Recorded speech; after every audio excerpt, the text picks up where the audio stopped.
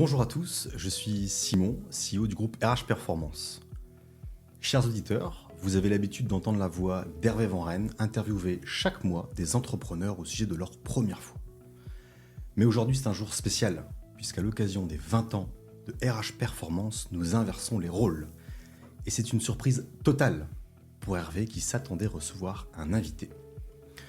Nous allons découvrir ensemble ses premières fois entrepreneuriales et avec lui, parcourir l'aventure RH Performance depuis sa création jusqu'à aujourd'hui. Hervé, avant de rentrer sur tes premières fois entrepreneuriales, est-ce que tu as quelque chose à ajouter ? Eh bien, écoute, je dois confirmer que c'est une surprise, puisque je m'attendais effectivement à recevoir l'un de nos invités, et j'espère et j'imagine qu'il fera partie des prochains invités. Et puis, je te vois arriver, et surpris, qu'est-ce que tu fais là ? Et là, eh bien, écoute, je viens t'interviewer. Donc, ravi. Belle surprise, bravo. Ravi également. Ouais.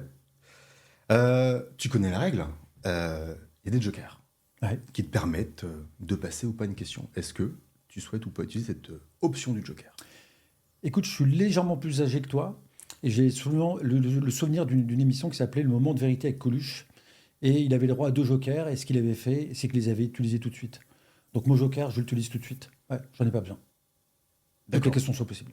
Toutes les questions sont Ouais. possibles. On y va ? C'est parti. C'est parti. Si tu devais nous parler de la première personne, celle qui t'a donné envie de te lancer dans l'entrepreneuriat, ce serait qui et qu'est-ce qu'elle représente pour toi ? Est-ce que je peux en donner 2 ? Tu as tous les droits. Je pense que de manière inconsciente, est-ce que c'est involontaire ? Je pense que mon père m'a forcément donné envie d'entreprendre. Il a créé sa société à, je pense, 40-45 ans, dans un contexte assez difficile, parce qu'à l'époque, l'entrepreneuriat était complexe. Il a emprunté de l'argent auprès de la famille, auprès d'entrepreneurs, etc. La maison a été mise en hypothèque pour créer une entreprise de textile. Donc j'ai forcément été influencé directement. Il ne m'a pas dit demain tu seras entrepreneur, parce que j'avais cette liberté. Donc je pense que ça m'a vraiment donné envie. Et pour la petite histoire, j'avais très envie de me lancer. Et peut-être que celui qui m'a donné un coup de main, un déclic, c'est un patron de bar qui, un jour, m'a proposé de boire un verre avec lui. Donc, il est passé de l'autre côté du bar et il m'a expliqué tout ce qu'il avait créé en dehors de son bar. Et en sortant de là, je me suis dit, mais en fait, mon kiff à moi, c'est pas d'être salarié dans une entreprise, c'est de me lancer. Si lui, il l'a fait, je peux le faire. Donc, c'est marrant, c'est une rencontre, un patron de bar que je connaissais qui m'a donné ce déclic, qui m'a donné cette prise de conscience et qui a donné envie. D'accord ? Ouais. Est-ce que ces 2 personnes, ou l'une de ces 2 personnes, t'ont donné des conseils à l'époque qui te servent encore aujourd'hui ? Le patron de bar, ça a été de dire vas-y. Peut-être, moi, je me souviens de mon père qui m'avait dit 2 choses que j'avais retenues. Quand tu supportes de moins en moins ta hiérarchie ou quand ta hiérarchie te fait plus grandir, c'est peut-être un moment où il faut se poser des questions. Et le deuxième élément, c'était de se dire quand tu commences un peu trop à t'ennuyer dans ton périmètre, ça vaut peut-être le coup de t'envoler de tes propres ailes et de créer ton propre périmètre. Et je sais que ça m'avait aidé à créer, à me lancer.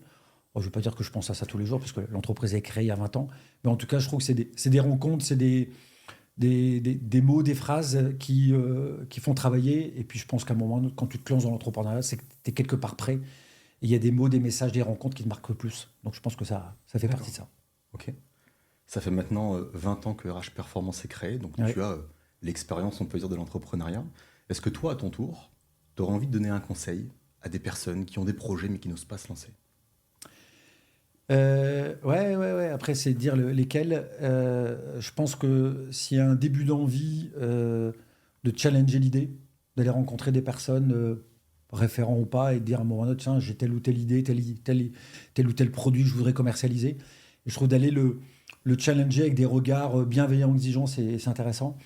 Je pense que l'entrepreneuriat marche aussi parce qu'on est accompagné. Il y a une association que tu connais, c'est, je pense notamment à Réseau Entreprendre. C'est une magnifique asso qui accompagne les dirigeants parce que on n'est pas dirigeant. Souvent, on est commercial, on est ingénieur, on est financier, puis un jour, on veut se lancer. Et l'entrepreneuriat, c'est quoi ? Dans une journée, c'est 15-20 décisions. Une décision en finance, en juridique, en commerce, en RH, etc. Et d'avoir une association qui t'aide à faire ça, je trouve que ça, c'est bien. Et puis, après, il y a le contexte perso. Quand on se lance, on a un époux, une épouse. Quelle partie prenante deviennent-elles ? Est-ce qu'ils sont sponsors ? Pour moi, c'est indispensable que l'époux, l'épouse soient sponsors. On ne peut pas créer une entreprise si on n'a pas derrière nous notre époux ou notre épouse. C'est impossible. Donc, je pense qu'il y a un contexte pro et perso qui permet d'eux. Et puis, on a aussi besoin de sécurité. Donc, comment on se sécurise? Enfin, donc, je pense qu'il y a des assos, il y a des gens pro en perso qui doivent l'aider. Mais je pense que le regard extérieur, il est indispensable. D'accord. On t'imagine il y a 20 ans, quelles émotions tu as vécues quand tu t'es lancé? Le mot est venu tout de suite. Ouais. La liberté. Tu peux nous en dire un peu plus? Moi, j'ai un vrai sujet de liberté. J'ai un vrai besoin d'avoir un espace de liberté pro et perso. Et je me souviens toujours, c'est qu'à cette époque-là, j'avais une proposition pour entrer au capital. Peu importe le contenu de cette proposition, elle m'a été proposée. J'ai apprécié. Mais très vite, je me suis dit, c'est pas ça que je veux. J'ai pas envie d'être un associé minoritaire d'une boîte assez importante. Ce que j'avais envie, c'est de voler de mes propres ailes. Et quand le lendemain, je suis revenu pour dire à ce dirigeant, je te remercie pour ta proposition, je la refuse. Et ma décision est ferme et irrévocable. J'avais volontairement utilisé ces mots-là pour qu'il n'y ait pas de discussion possible. Donc il a accusé le coup, il n'a pas apprécié sur le coup, même si on s'en est parlé par la suite. Et quand le soir je suis reparti, donc j'ai laissé ma voiture de fonction, j'ai laissé mes clés, etc. J'ai un ami qui est venu me chercher et j'avais un mix un peu de sensations un peu bizarres, mais surtout je me disais, je viens de prendre ma liberté. Je deviens acteur de ma réussite professionnelle, c'est un mot que j'aime bien, notamment chez RH Performance, et de me dire, ça y est, je suis libre. Maintenant, à moi de tout créer, et c'est parti, et quel kiff. Quel kiff. Et ça, cette étape-là, je trouve, dans l'entrepreneuriat, c'est assez fabuleux. C'est se dire, à un moment ou à un autre, c'est le saut à l'élastique. Il y a comme un petit bout d'élastique, mais on se lance. Et ça, c'est chouette. Sensation assez fabuleuse. Ouais. Tu nous as évoqué l'importance des proches dans ces projets-là. Ouais. Est-ce que tu connais, eux, l'émotion ou les émotions qu'ils ont ressenties quand tu leur as dit ça y est, je me lance? C'est marrant que tu me poses la question parce que ma chère et tendre, avec qui je suis marié depuis 99, donc on est à nos 26 ans de mariage, on en a reparlé il n'y a pas longtemps. Et quand je lui ai annoncé que j'allais créer la société, elle sentait qu'il y avait une envie, que la décision était prise, c'était un besoin. Donc, et puis en tout cas, c'est pas dans son modèle de s'opposer à un besoin aussi fort, et encore plus de son époux. Ça avait suscité chez elle, première action, de la crainte. Parce que c'était se dire, je quittais un modèle sécurisé, un salaire, une voiture de fonction, des jours de congé, pas de peur de se dire, est-ce que le mois prochain je serai payé, parce qu'il n'y a pas de souci. Et puis en plus, c'est pas une reprise, c'est un démarrage from scratch. Donc la coquille est vide, il faut tout créer. Donc ça a été un moment de stress, et très vite elle s'est dit, il est tellement déterminé, il a tellement confiance en lui, alors sûr de lui, j'ai beaucoup de confiance en moi, mais en même temps j'aime bien me rassurer à certains moments. Mais en tout cas, ça générait du stress, et après très vite elle s'est dit, de toute façon si c'est son truc, on y va. Et très vite elle s'est dit, tiens, comment je vais pouvoir l'aider? Ce qui l'avait un petit peu gêné, c'était de se dire, tiens, s'il crée une boîte dans le Nord, on est un peu coincé dans le Nord pendant un bon bout de temps. Les femmes ont souvent raison sur ce coup-là, ça fait 20 ans. Merci. Ça fait maintenant 20 ans que RH Performance propose des solutions de recrutement, de formation et depuis d'autres choses. Est-ce que tu peux nous parler de ton premier client? C'était qui et comment ça s'est passé? Je vais te poser la question. Est-ce que tu peux imaginer qui a pu être notre premier client? Personnellement, je ne l'imagine pas. Notre ancien employeur. C'est-à-dire que quand on a quitté l'entreprise, on était deux. On s'est quitté en bon terme, parce que je pense que c'est toujours important de se quitter en bon terme, sauf si vraiment c'est pas possible. Je pense que c'est un enjeu personnellement, et chez RH Performance, on fait toujours tout pour se quitter intelligemment en bon terme. Et notre ancien employeur, on est parti, il était triste, il a pu être déçu. Mais une fois l'émotion reposée, il nous avait dit, est-ce qu'on peut imaginer de travailler ensemble? On lui a dit, oui, parce que nous, on aura besoin de faire du chiffre. Et notre premier client, et moi je me souviens encore avoir fait le chèque, d'avoir reçu le chèque, en disant, ça y est, c'est notre première, dans cette thématique de la première fois, notre premier règlement où là tu dis, ça y est, on existe. Je veux dire qu'une entreprise existe par son chiffre d'affaires, mais à un moment donné, si elle ne fait pas de chiffre d'affaires, elle ne peut pas essayer. Elle peut pas exister. Donc le premier client, c'était notre ancien employeur. Et je peux parler très vite du deuxième. C'est malheureusement une entreprise qui a disparu. Ça a été Cameo, qui a été l'un des premiers clients, et pendant de nombreuses années, qui représentait même une part très importante de notre chiffre d'affaires. D'accord. Donc oui, on s'en souvient. Dans Merci. cette thématique, ma première fois. Pour développer l'entreprise, toi, les associés, les collaborateurs, il y a forcément des choix qui doivent être faits et des risques. quel a été le pari le plus risqué que tu as pu prendre en ces 20 ans? Est-ce que j'ai pris des paris risqués? C'est une bonne question. C'est une bonne question. Peut-être que le pari le plus risqué que j'ai fait, ça a été de m'autoriser, avec l'accord de mon associé de l'époque, Thierry, de partir faire un tour du monde. Je pense que c'était un désir profond que j'avais depuis de nombreuses années, que j'ai encore un petit peu, mais il est un peu assouvi. Et ça a été de se dire à un moment ou à un autre, l'un des associés part, et en plus, moi, j'étais l'associé qui manageait les équipes. C'est à la fois un rêve de dingue qui a été réalisé, et en même temps, c'était un vrai risque de l'entreprise. D'ailleurs, j'ai dû rentrer un peu plus tôt, parce que il y avait besoin de remettre un peu de structure. Donc, je remercie Thierry de m'avoir laissé réaliser mon rêve, mais je pense que c'était, a posteriori, un risque important pour l'entreprise. Ouais, très clairement. Et quelles leçons finalement tu en tires de ce pari? Qu'est-ce que j'en tire? Égoïstement, j'ai vécu un moment juste incroyable et fondateur. Je m'étais, entre guillemets, aussi, c'est pas autorisé, mais j'avais pris l'engagement vis-à-vis de Thierry l'entreprise que si l'entreprise en avait besoin, j'entrerai plus tôt. Donc c'est dire, prendre un risque, c'est une chose, mais il faut savoir intégrer, effectivement, se dire quelles options je suis prêt à mettre en place, qu'est-ce que je suis prêt à faire pour permettre d'eux. Donc oui, je pense qu'il faut pas penser qu'à soi, même si ça valait le coup. La vie d'un entrepreneur ou d'une entreprise, il y a des choses qui marchent bien, puis il y a des choses qui marchent moins bien. Si tu devais nous parler d'un échec, soit pour toi, soit pour l'entreprise, une difficulté, ce serait lequel? Ouais. Alors, je ne vais pas te parler d'échec, même si j'en ai parlé il y a 2 jours avec l'un de mes clients. Pourquoi je ne parle pas d'échec? C'est que les moments où il y a pu avoir un échec, on a su prendre ou j'ai su prendre, j'ai su réagir pour que ça ne devienne pas un échec, que ça soit plutôt une situation apprenante.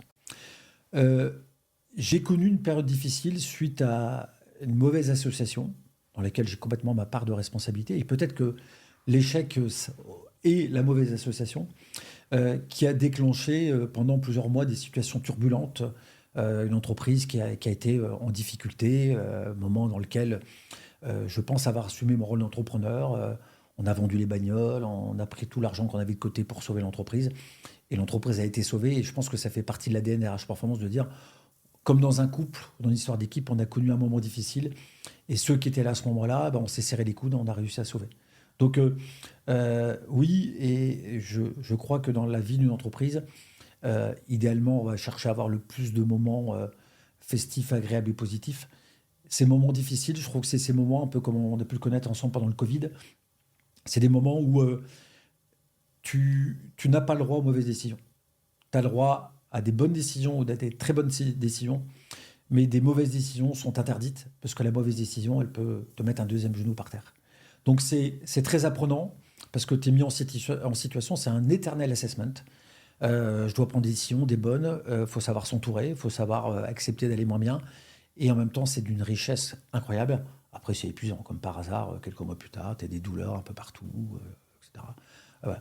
Et je trouve que tu te rends compte, si tu es entrepreneur ou dirigeant d'entreprise, dans ces situations. Quand il y a de la tempête, quand il y a des décisions minutes à prendre, des décisions stratégiques, c'est à ce moment-là où tu dis, suis-je fait ou pas? Avant ça, tu peux te poser la question. Après ça, si tu en es sorti, tu dis, tiens, je pense avoir quelques compétences. C'est dans l'adversité souvent qu'on voit effectivement ce qu'on a dans le ventre et ce qu'on est capable de faire. Donc je comprends à travers ça l'importance d'une association réussie. Si tu devais nous donner une recette, comment on choisit un associé? Comment on s'associe correctement avec la bonne personne? Je vais faire un référentiel que tu n'as peut-être pas connu, Simon, parce que tu es légèrement plus jeune que moi. C'est que pendant un moment, je m'amusais à me comparer. J'étais un peu le Eddie Barclay de l'association. Alors pourquoi Eddie Barclay? Eddie Barclay, je crois, a eu 7 ou 8 femmes différentes. Pourquoi je dis ça? Parce que j'ai eu, je pense, 3 ou 4 associations qui ont duré 5 ans, 2 ans, 2 ans. Et j'ai appris de mes erreurs, qui est de dire, je pense qu'une association, il y a rien de facile. Mais je pense que l'enjeu, c'est que, certes, il y a des partages de valeurs, il y a des partages d'alignement, il y a des partages de vision commune. Et je crois aussi que c'est important que chacun puisse avoir son périmètre, chacun sa zone de prédilection, son terrain de jeu, qu'on peut partager. Mais au-delà de ça, moi, je vais faire un parallèle entre l'association économique et l'association amoureuse. Alors, on est associés, je ne te regarde pas avec un regard amoureux, même si aujourd'hui c'est la Saint-Valentin, cœur avec les doigts. Je te remercie. Mais c'est dire, il y a des parallèles, c'est-à-dire que c'est deux personnes qui vont vivre ensemble, effectivement, des moments de business, des moments de développement, des moments de peur, des moments de joie, etc. Et c'est leur capacité à les traiter, mais à les vivre ensemble. Une association, c'est vivre ensemble avec des envies différentes à un moment donné. Donc je pense que l'enjeu d'une association, c'est sa capacité à grandir, à évoluer ensemble et accepter l'autre avec sa manière de voir les choses, ses forces, ses faiblesses, etc. Donc je pense que c'est un vrai enjeu humain au service d'un projet global. Donc voilà. La recette, j'ai envie de dire, c'est à la fois c'est un mix, écouter ses intuitions, se rassurer, ne pas se marier tout de suite. On n'est pas obligé de s'associer tout de suite. Il ne faut pas chercher un associé, même s'il y a une émission qui veut devenir mon associé. Il faut d'abord chercher une communion, il faut chercher des compétences, il faut chercher tout ça. Et puis quand ça marche bien, on peut mettre la bague. Ça vaut peut-être le coup de se fiancer avant. Voilà. Donc voilà. D'accord. Ouais. Tu évoquais un petit peu plus tôt la crise Covid qui a bousculé la planète entière et donc les entreprises. Je crois savoir que ce n'est pas la seule période difficile que tu as vécue et qu'RH Performance a vécue. Est-ce que tu peux nous en parler? Ta question, c'est tu ne veux pas que je parle du Covid ou... Je préfère que tu me cites une autre situation difficile que l'entreprise a connue. Est-ce qu'il y a une autre situation difficile Pour moi, les situations difficiles, ça a été les associations et les séparations, parce que ça ne s'appelle pas autrement que des divorces. Tu penses à quelque chose en particulier? Je pensais plutôt à la crise Lehman Brothers, où je sais que l'entreprise a eu des difficultés assez fortes. Comme quoi, on oublie. Et j'aimerais bien que tu nous en parles un petit peu. Ouais, Lehman Brothers, retour en arrière. Et effectivement, ce qui était marrant, c'est qu'à cette époque-là, j'étais allé aux États-Unis voir de la famille. Et 6 mois avant que ça n'arrive en France, j'avais comme projet d'acheter une société à Los Angeles. Donc imagine, j'ai ce rendez-vous avec ce Français que j'avais déjà vu 2 fois à San Francisco. Je le vois à LA, je passe par Beverly Hills à pied. Je dis, États-Unis, bon, super, Los Angeles. Et j'avais rendez-vous avec ce monsieur le midi, et le matin, je vois sa directrice avec qui il était question que je m'associe.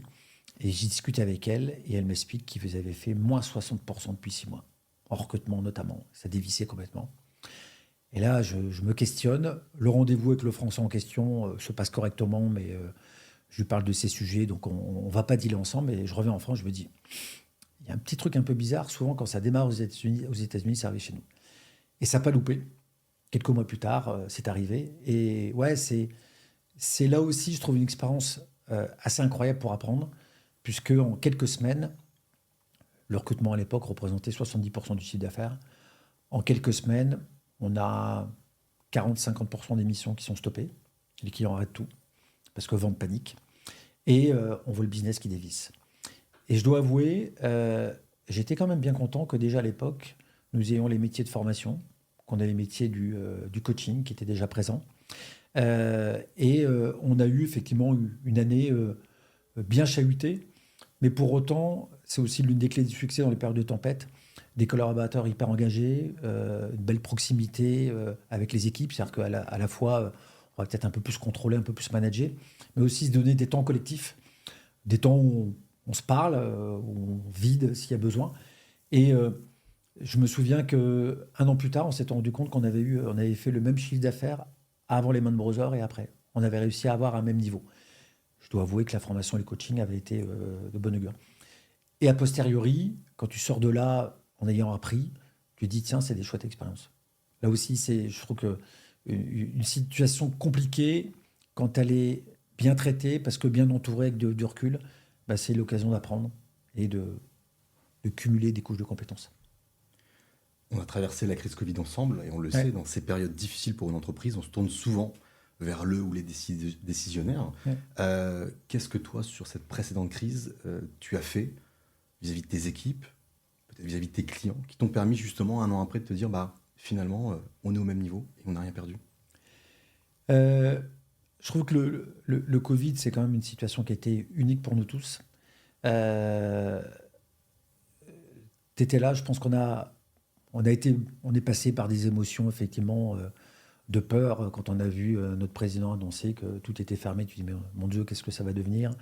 Euh, on se retrouve du jour au lendemain un peu chez soi, un peu au bureau, en respectant bien évidemment les règles qui étaient en vigueur.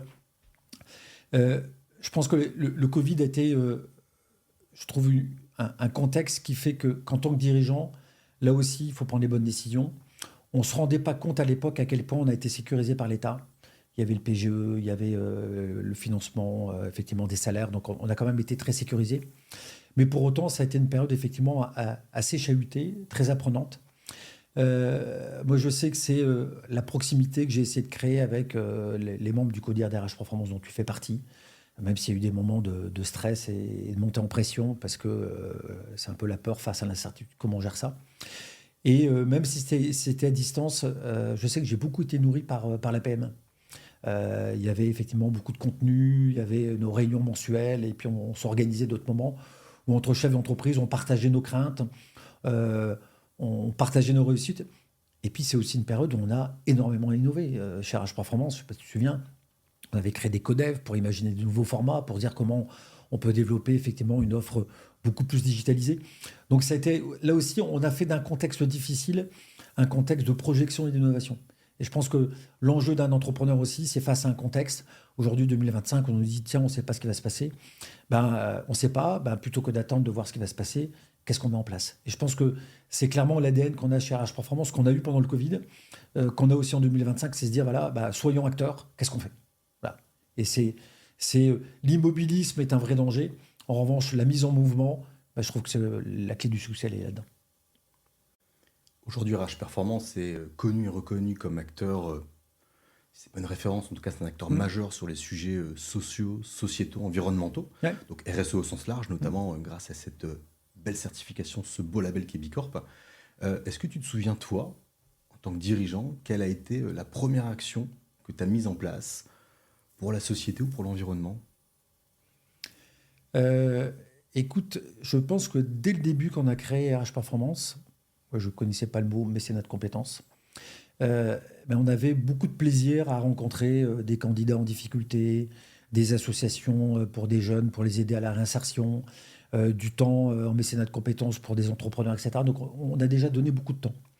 Euh, on avait créé déjà à l'époque, on appelait ça des journées US, en rapport aux États-Unis, où on propose aux collaborateurs, si tu viens à 7h30 du matin, si tu fais un déjeuner assez court, tu peux partir à 14h ou 15h. On avait imaginé des systèmes qui s'appelaient la semaine à donf. La semaine à donf, c'est tu faisais 4 jours, on donnait des horaires, mais de 8h à 19h ou 20h, une fois par mois, tu peux prendre ta 5e journée, elle est gratuite. Enfin, elle est gratuite, elle est donnée. Donc on avait essayé d'imaginer, le télétravail existait déjà. On avait déjà imaginé tous ces systèmes pour se dire comment il peut y avoir un équilibre pro-perso, comment on peut donner du temps, on a toujours donné de l'argent aux assos. Donc j'ai envie de dire, ça a toujours fait partie de l'ADN de l'entreprise, sauf que c'était pas structuré au travers d'un label.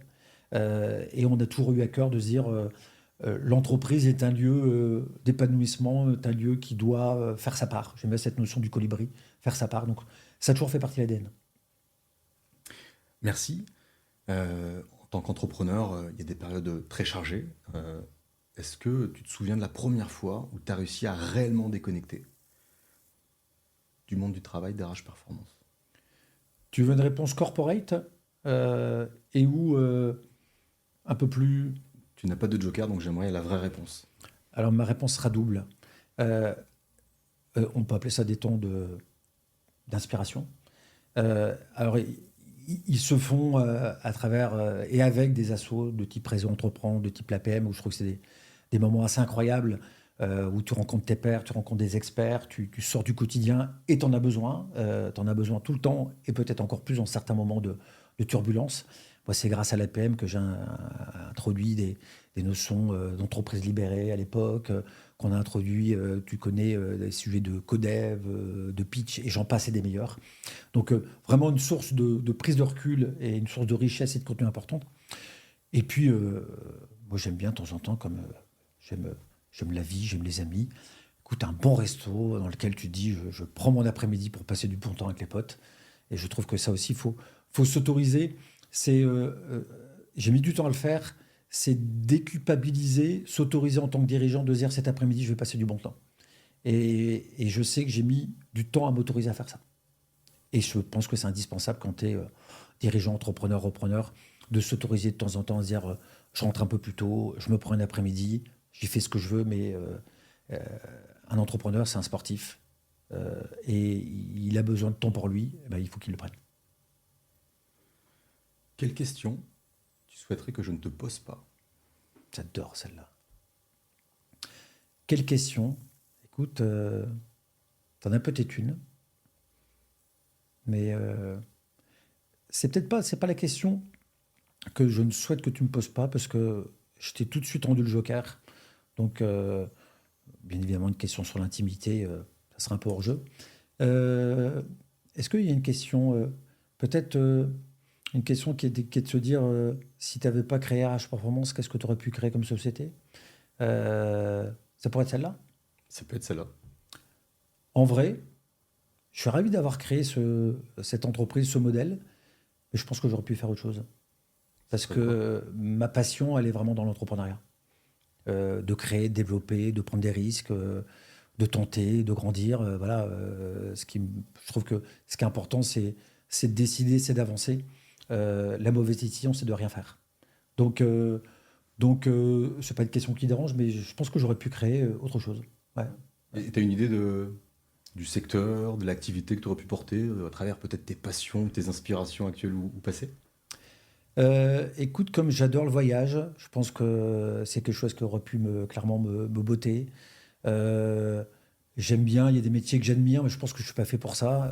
C'est l'hôtellerie et restauration, parce qu'il y a un peu trop de contraintes. Je pense que je suis intéressé par plein de choses, par beaucoup de choses. Ce qui est sûr, c'est que ça doit être un métier en lien avec les hommes et les femmes, des moments où tu peux faire grandir.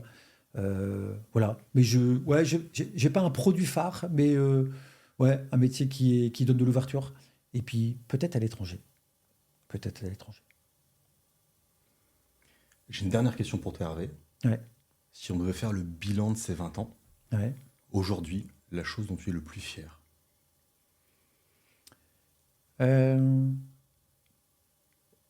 Question qui est pas évidente parce que le choix. euh, Moi, je pense que ce dont je peux être le plus fier, c'est de se dire que tout n'a pas été parfait, tout n'a pas tout bien marché, mais on a toujours essayé de faire du meilleur de soi-même. Et je trouve que RH Performance reste et est toujours une belle école de formation, d'apprentissage.